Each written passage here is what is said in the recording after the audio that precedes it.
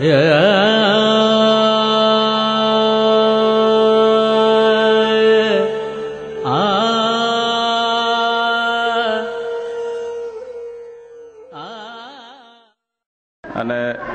આજે ખાસ આપણે પહેલો દિવસ છે, બધું અહીંયા પણ અવ્યવસ્થા હતી. તો ગયા વખતે આપણે જેટલું કર્યું છે એનું થોડું રિવિઝન કરશું, ખાસ કરીને ધર્મ અને સંપ્રદાય આ બે ચેપ્ટરનું. અને તે પછી આપણે નવો વિષય શરૂ કરીશું. બધા લોકો કોઈ પણ બૂટ ચપ્પલ પહેર્યા હોય તો ઉતારી દો. મોબાઈલ જેમની પાસે હોય બધા સ્વિચ ઓફ કરી દો.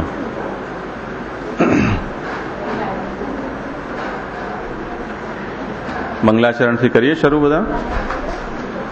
ચિંતા સંતાનહંતારો યત્પાદાંબુજરેણવ સ્વીયાનાંતાન નિજાચાર્યાન પ્રણમામિ મુહુર્મુહુ યદનુગ્રહતો જંતુઃ સર્વદુઃખાતિગો ભવેત તમહં સર્વદા વંદે શ્રીમદ્વલ્લભનંદનમ.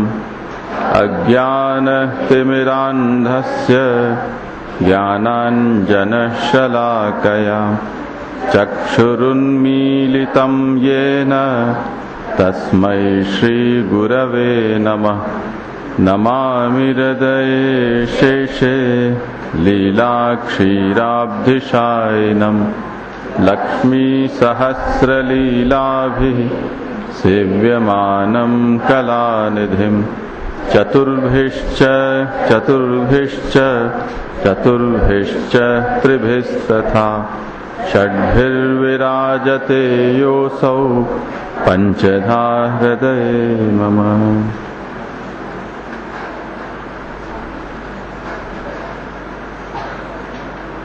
હવે એ બધું છોડીને ધ્યાન આપો. અહીંયા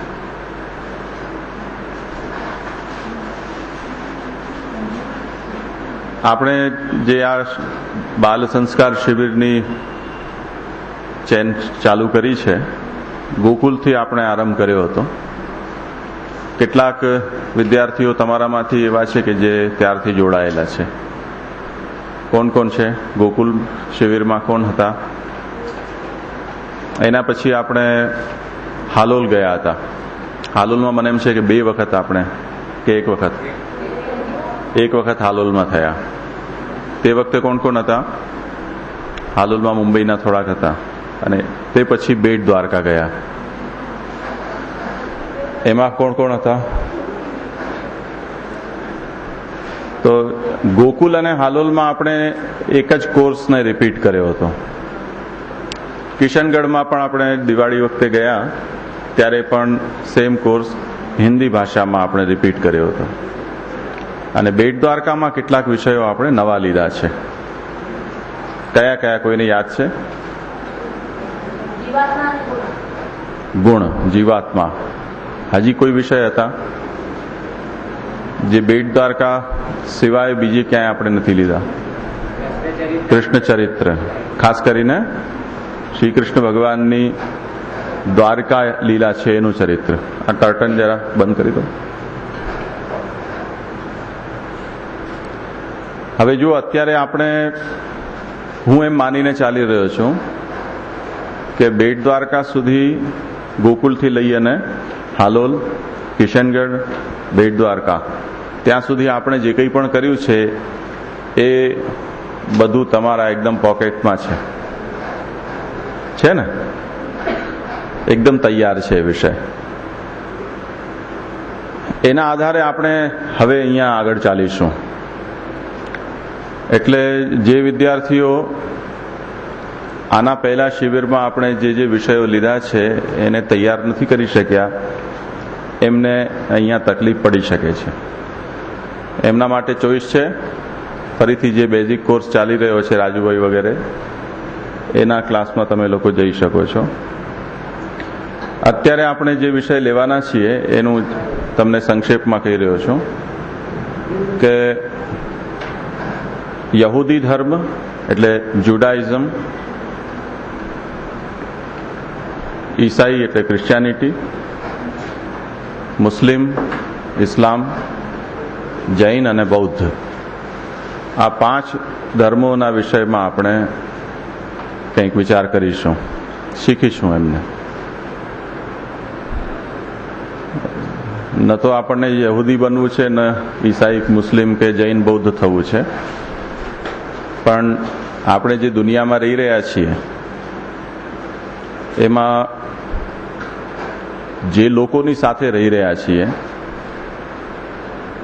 એમની પરંપરા, એમના વિચારો, એમની જીવનશૈલી, એમની ખાનપાનની પદ્ધતિ, એમની ઉપાસના આરાધનાની પદ્ધતિ, એમનો પહેરવેશ, એમના ધાર્મિક ચિહ્નો, પ્રતીકો, એમના તીર્થ સ્થળો, આવું ઘણું બધું છે જે આપણને પ્રશ્ન જગાવતું રહે છે કે આવા કેવા કપડાં પહેર્યા છે.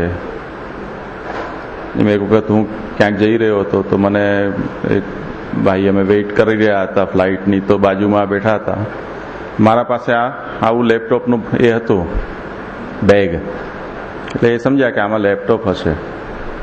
પછી એમણે મને પૂછ્યું કે તમે ક્યાં કામ કરો છો, શું જોબ કરો છો?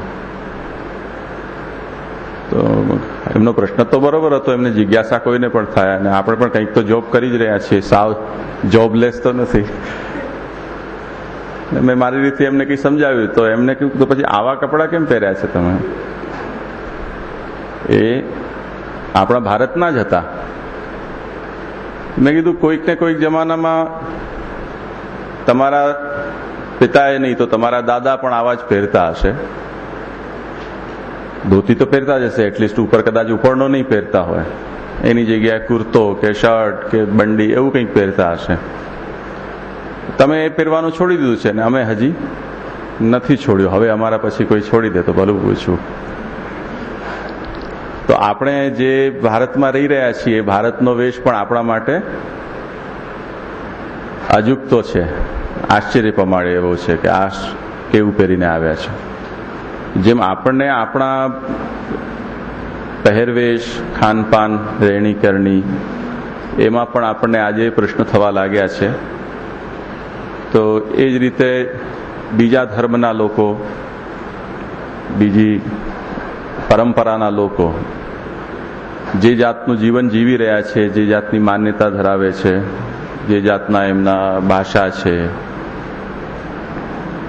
એમાં પણ ઘણી બધી ભિન્નતા છે, વેરાયટી ઘણી બધી છે. અને એ પ્રશ્ન પણ આપણને જગાવે છે મનમાં કે આવું શા માટે એમ કરે છે, બરોબર છે ને? તો એ દૃષ્ટિથી આપણે એ ધર્મોનો પરિચય મેળવીશું. એ એક વાત. સાથે સાથે અત્યાર સુધી આપણે પુષ્ટિમાર્ગ શું છે, એનો ઉદ્ભવ કેવી રીતે થયો, કેવી રીતે અસ્તિત્વમાં આવ્યું, એની શું પરંપરા છે, એના શું સિદ્ધાંતો છે, આ બધા વિષયોને આપણે બહુ સારી રીતે એનો અભ્યાસ કરી ચૂક્યા છીએ.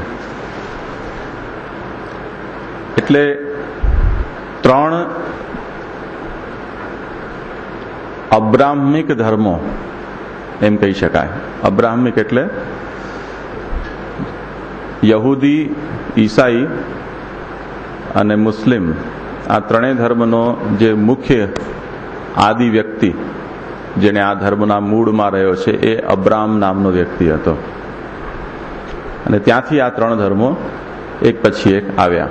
સૌથી પહેલા યહૂદી ધર્મ હતો, એના પછી ક્રિશ્ચિયાનિટી, ઈસાઈ ધર્મનું પ્રવર્તન થયું, અને એના પછી એમાંથી ઇસ્લામ પેદા થયો.